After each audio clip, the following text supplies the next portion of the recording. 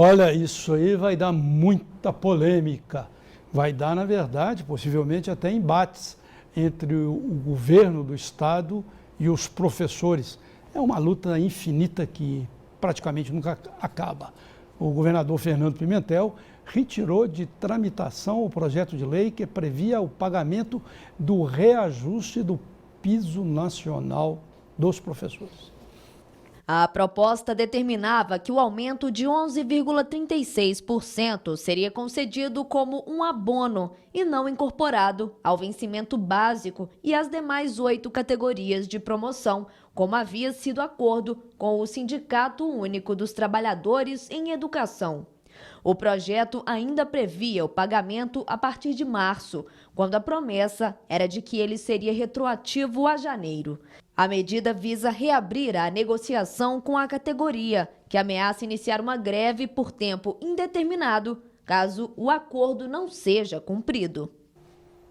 Olha, se é para discutir, para sentar e conversar, está tudo bem, mas essa luta é uma luta sem fim. Os professores, na verdade, eu tenho conversado com líderes da categoria, eles estão já por aqui, ó, porque eles pensaram que depois de 12 anos de governo tucano, quando eles não conseguiram as suas reivindicações, que o governo petista seria mais célere, seria mais aberto às negociações. E não está acontecendo exatamente assim.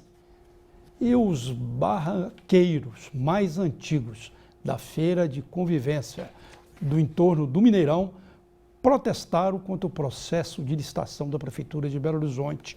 Isso aconteceu na manhã de hoje. O grupo se reuniu na Praça 7. Os 96 feirantes licitados retornam às atividades neste sábado, dia 12. A feira estava suspensa desde 2010, início das obras de reforma do estádio para a Copa do Mundo de 2014. Segundo a Associação dos Barraqueiros da Área Externa do Mineirão, faltou sensibilidade da Prefeitura para com a situação financeira dos trabalhadores. Já a Prefeitura afirmou que o processo de licitação transcorreu dentro da legalidade e que todos os cuidados necessários foram tomados para garantir a igualdade de participação de todos os interessados. Mas eu estava falando aqui no bloco anterior com um médico especializado em gravidez de alto risco, cheguei até a tocar nesse assunto, e a Secretaria de Estado de Saúde aqui do Estado investiga, se uma gestante de Contagem morreu em decorrência do chikungunya. Ela está entre os 5 casos confirmados da doença no estado este ano. Além de Contagem, os pacientes são de Belo Horizonte, Santa Vitória e Limeira do Oeste, ambas no Triângulo Mineiro. Até esta segunda-feira, 513 casos de chikungunya foram notificados em 2016. Destes, 173 estão sendo investigados. Em relação à dengue, já são 160 mil casos prováveis. E todo mundo sabe de cor e salteado sua lista de medicamentos isentos de prescrição.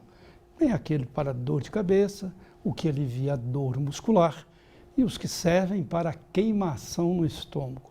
A busca por essas drogas só vem crescendo no país e há a expectativa que aumente ainda mais com uma nova regra da Anvisa, que é o Instituto da União aí, que regulamenta essa área. De 2014 para 2015, o consumo dos remédios que são vendidos sem o intermédio de um farmacêutico subiu 14%. Caso a Anvisa aprove uma nova regra que facilite a transformação de medicamentos tarja vermelha que precisam de receita médica em remédios conhecidos como aqueles que ficam em cima do balcão, essa fatia pode aumentar mais. A nova resolução pode ainda acelerar a entrada de novos medicamentos sem prescrição no mercado, já que ela prevê a aprovação do princípio ativo. Desse modo, não seria necessário que cada fabricante entrasse com um pedido diferente.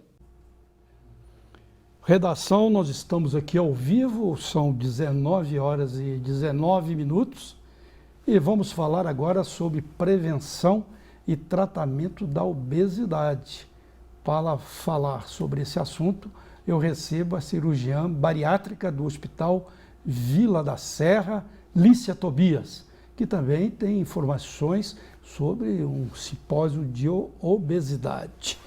Como vai? Tudo bem? Boa noite, prazer em recebê-la aqui. Boa noite, Barroso. Essa questão da obesidade preocupa todo mundo, né? Eu não tenho certeza absoluta, não tenho esses números aqui, mas a gente tem aqui na sociedade brasileira um número dos maiores do mundo de obesos, né? Lá nos Estados Unidos também, que eles comem muito bacon, comem lá muito hambúrguer, também tem um grande número de obesos. Mas aqui no Brasil a gente observa, infelizmente, principalmente entre as chamadas classes mais populares, há muita obesidade. E há uma polêmica muito grande sobre essa cirurgia de diminuição, né, da obesidade, se é preciso fazê-la ou não, se essas pessoas teriam de comer menos e fazer exercício e não fazer uma cirurgia que tira um pedaço da pessoa, né? Em síntese, tira um pedaço da pessoa. Qual é a sua análise sobre isso, tudo isso? Você está correto, Barroso. Tanto no mundo quanto no Brasil, a incidência de obesidade está aumentando muito. E mesmo com todas as medidas de saúde pública, palestras e divulgação do tema, infelizmente o índice de obesidade está crescendo. A gente estima que aqui no Brasil tem cerca de 90 milhões de pessoas acima do peso. Nossa, Entre essas, 30 milhões são realmente obesos, quer dizer, com índice de massa corporal acima de 30. Como que você faz esse cálculo? Divide o peso do paciente sobre a altura ao quadrado. E se der acima de 30, ele é considerado obeso. E imagina, 30 milhões no Brasil, já nesse índice é uma coisa preocupante. Nós temos aí, eu não sei quantos habitantes tem o Brasil, última vez que eu me lembro, 220 milhões, né? Uhum. Isso aí então vai dar quase 15% de realmente obesos. Sim. E outros talvez 30% que estão, né, nesse sobrepeso. Nesse sobrepeso. E essa polêmica sobre a cirurgia, essas pessoas que fazem a cirurgia, elas poderiam realmente, com exercício físico e um controle alimentar, com uma dieta, inclusive, eu estava lendo sobre a palavra dieta. Dieta não significa só parar de comer, não. Dieta vem do grego, significa uma série de coisas na vida, né? Uma reeducação alimentar, a filosofia, o modo de vida, o pensamento, o amor. É um conjunto de coisas na vida que significa dieta. Se essas pessoas seguissem essa reeducação, essa dieta, nesse sentido, elas não precisariam fazer essa cirurgia? Na verdade, o que acontece? A cirurgia ela tem indicações muito bem estabelecidas na literatura. Inclusive, em 2015, teve uma resolução do Conselho Federal de Medicina que até ampliou um pouco essas indicações.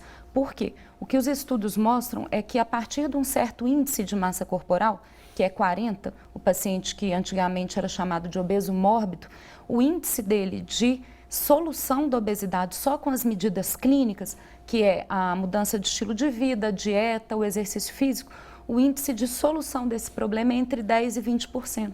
Pequeno, né? Pequeno. Em 90%, 80% não tem um resultado em longo prazo. A cirurgia entrou aí como uma ótima opção atualmente, claro, nos casos que têm indicação, nos casos que fazem um acompanhamento e uma avaliação com o profissional especializado, entrou com uma ótima opção de trazer resultado em longo prazo. Mas eu concordo com você, a gente tem que tirar a palavra dieta da cabeça, no sentido restrito que todo mundo usa. Parar de comer, né? Exato, e ver como uma mudança de estilo de vida. É você saber selecionar melhor a quantidade e a qualidade de alimento, acrescentar atividade física, tirar tantas fichas de satisfação que você põe no alimento e colocar em outras atividades que te tragam prazer. Só que tudo isso como é os difícil. gregos faziam a dieta, né? Perfeitamente. Só que isso sozinho é muito difícil. Então, normalmente, esse paciente que está com índice de massa corporal acima de 35 ou 40, a gente indica que ele comece um tratamento multidisciplinar. O que é isso? Com endocrinologista para procurar problemas hormonais, controlar pressão, glicose, colesterol, um psicólogo para ajudar nessa ansiedade que leva a alimentar, uma ajuda no controle da compulsão, tirar essas fichas de satisfação do alimento, um nutricionista, porque todo mundo que lê revista hoje em dia acha que já sabe montar uma alimentação balanceada e, na verdade, isso não é verdade. Tem um profissional próprio para isso, e o cirurgião bariátrico, porque aí ele vai conseguir detectar qual paciente que consegue solucionar o problema só com tratamento clínico em longo prazo, mas aqueles que não conseguem solucionar em longo prazo podem pensar na cirurgia como um aditivo, que vai consolidar uma mudança de estilo de vida que já vem antes com o tratamento multidisciplinar. Cirurgiã Lícia Tobias. Até bacana assim, você ser cirurgiã, né? Porque o mundo da cirurgia é mais dominado por homens, né? Foi anteontem o Dia Internacional das Mulheres, é um exemplo de uma mulher avançando em territórios masculinos, entre aspas, né? Que não existe isso, né? Mas você falou uma relação de profissionais aí tão grande, e a maioria desses obesos são pessoas de classe pobres, populares. O SUS não tem essa quantidade de médicos, eles ficam numa situação, se de correr o bicho pega, se ficar o bicho come, né?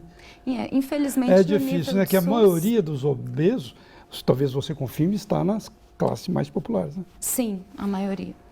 Agora, tem programas do SUS de acompanhamento multidisciplinar muito bem estabelecidos. Por exemplo, minha formação foi no Hospital das Clínicas da UFMG. Lá tem uma equipe com excelência nesse tratamento. O problema é que as equipes lá são todas excelentes, mas é difícil chegar lá, a fila. É isso que eu ia dizer. Muito grande, né? O problema é que a fila é grande, não consegue dar vazão para o número de obesos, uma vez que a incidência está cada vez maior. O Hospital das Clínicas, os tratamentos que existem lá são de primeira linha mundial, né? Com certeza. Linha mundial. Mas a maioria desses pacientes aí, eu imagino, não tenho conhecimento técnico disso, mas acaba ficando desassistido, né? Hoje, graças a Deus, a maior parte dos convênios, até planos mais simples, são capazes de cobrir a cirurgia bariátrica, mesmo por videolaparoscopia, nos casos que a indicação está bem estabelecida. A gente tem uma equipe, por exemplo, lá no Vila da Serra, equipe ONCAD, a gente trabalha com profissionais de várias especialidades para que esse paciente tenha um acompanhamento ideal, do início até fim, porque o acompanhamento dele não termina no dia da cirurgia, pelo contrário, é um acompanhamento para o resto da vida, para ele não evoluir com reganho de peso, que é uma das preocupações se ele não muda o estilo de vida de uma forma definitiva. E eu queria até aproveitar para falar um pouquinho e convidar, né, as pessoas para esse evento.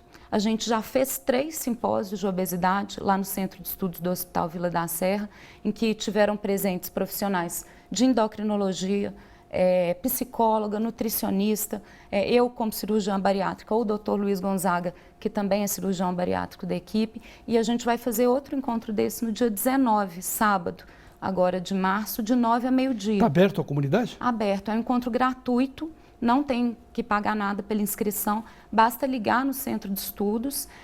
Se você, não quer dizer que você é paciente para cirurgia bariátrica, mas quer dizer que você está interessado no assunto, quer tirar dúvida com profissionais que são especializados nisso, eu acho que vale a pena ir. Você é familiar de uma pessoa que é muito obesa, quer saber das opções de tratamento, não quer dizer que você tem que operar, mas vale a pena saber que tem essa opção, que hoje em dia tem um risco baixo, tem indicações bem estabelecidas e resultados muito bons, inclusive no controle das doenças que seguem a obesidade. Hipertensão, diabetes, artrose, dislipidemia, infarto, insuficiência renal e uma lista sem fim. Agradecemos a cirurgiã Lícia Tobias, muito obrigado pelas suas informações. Boa noite. Boa noite, obrigada, licença. E o Redação BH News volta logo após um rápido intervalo.